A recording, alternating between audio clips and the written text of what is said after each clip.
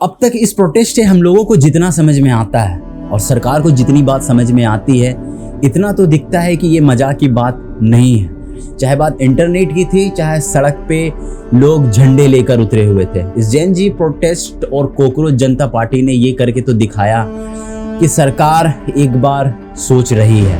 हालांकि पूरे प्रोटेस्ट में सबसे अच्छी बात इस चीज की भी थी कि जी अभिजीत डिपके ने जो बात कही, नो रिलीजन नो कास्ट, सिर्फ एक्चुअल इश्यूज जो अनएम्प्लॉयमेंट, इन्फ्लेशन, उस पे सवाल उठाया गया था।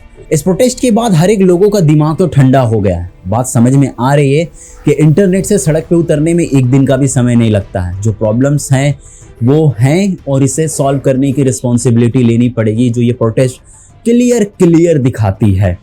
सरकार ने एक्शंस लिए हैं, कुछ की पोजीशंस चेंज कर दी है, कुछ के मशीन्स चेंज कर दी है, डेटा रिसोल्यूशंस इनके तरफ से निकाले गए हैं, लेकिन मामला अभी भी ठंडा नहीं है। हालांकि जब मैं ये वीडियोस बना रहा हूँ और जैसे जैसे ये प्रोटेस्ट आगे बढ़ रहा है, अभी तक हमारे एजुकेशन मिनिस्टर का रेजिग्नेशन का कोई भी रिस्पॉन्स नहीं आया है। तो सवाल इस बात पे उठता है कि आने वाले टाइम पे ये जो प्रोटेस्ट है वो किस तरीके से आगे बढ़ेगा। ना कोई पार्टी रजिस्टर्ड है, बस लोगों का जुनून और ताकत है। लेकिन फिर भी एक रिस्पॉन्सिबल पार्टीज की तरीके से जैसे हम आगे बढ़ पाते हैं, उसके हिसाब से ये इतना आसान भी नहीं है।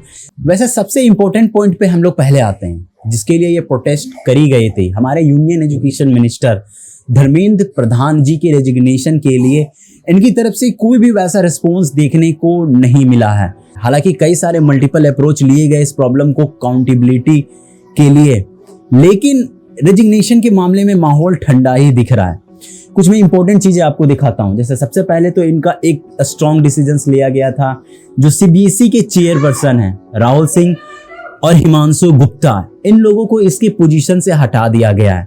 हालांकि ये चीजें पहले भी कई बार हो सकता है, प्रोटेस्ट होती है और बस ट्रांसफर या फिर पोजीशन से इधर से उधर डिसमिस कर दिया जाता है। ओवरऑल बात यहीं तक आती है। वो एक्चुअली में ये है कि गवर्नमेंट ने इंडिपेंडेंट कमिटी इन्वेस्टिगेशन करवाई है OSML डिजिटल डेटा के रिकॉर्डिंग, जो डेटा परचेज करी जाएगी। स्पेसिफिकली CBSE के केस में जो इनका पेपर लीक का इशू था, ये private company comet edutech server वहां पे शेयर कर दी गई है। इससे बात यही निकल कर आ रही है कि इनका सिक्योरिटी सिस्टम इंप्रूव कर जाएगा, तो जो ग्लिचेस और लीक्स देखने को मिल रहे हैं हो सकता हो ये कम हो जाए।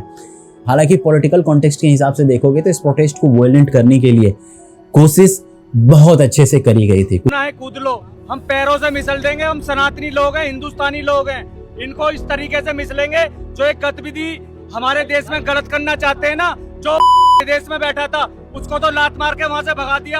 अब यहाँ पे उसको अपनी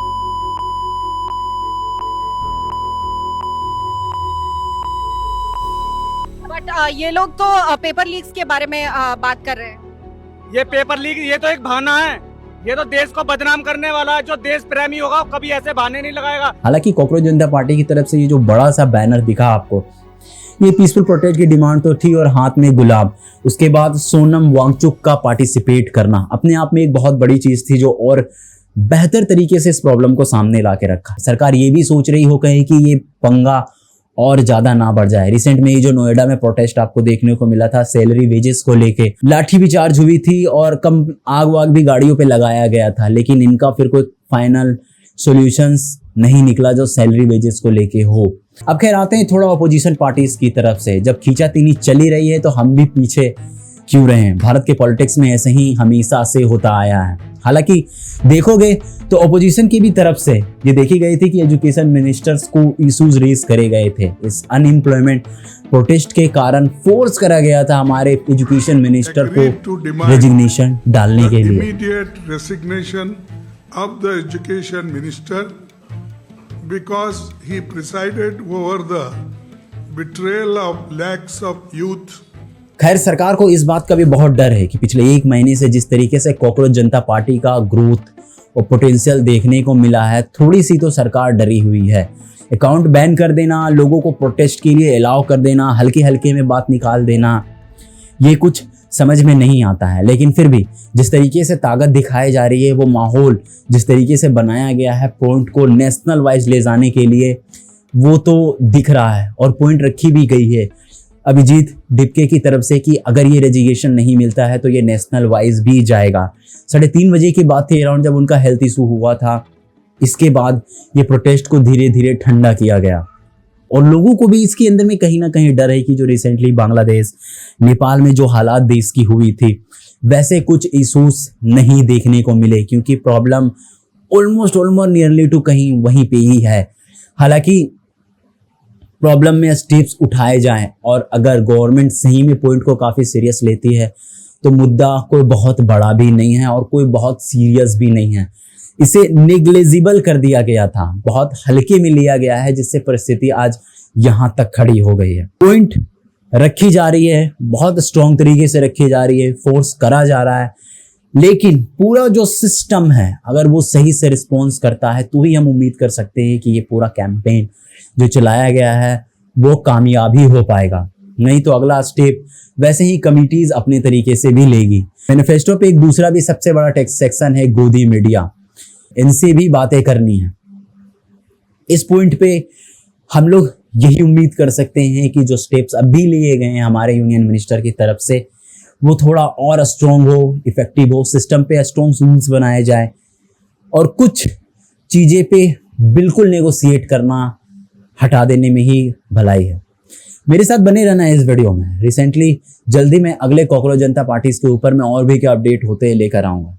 अभी तक के लिए बस इतना समझो कि हम हमारे लगाए गए ऑप्शंस के बीच में अभी भी बात पूरी तरीके से नहीं बनी है। जोर लगाना ही पड़ेगा और तो और बहुत तेजी से सपोर्ट दिखाना पड़ेगा, तभी कुछ पॉसिबल है।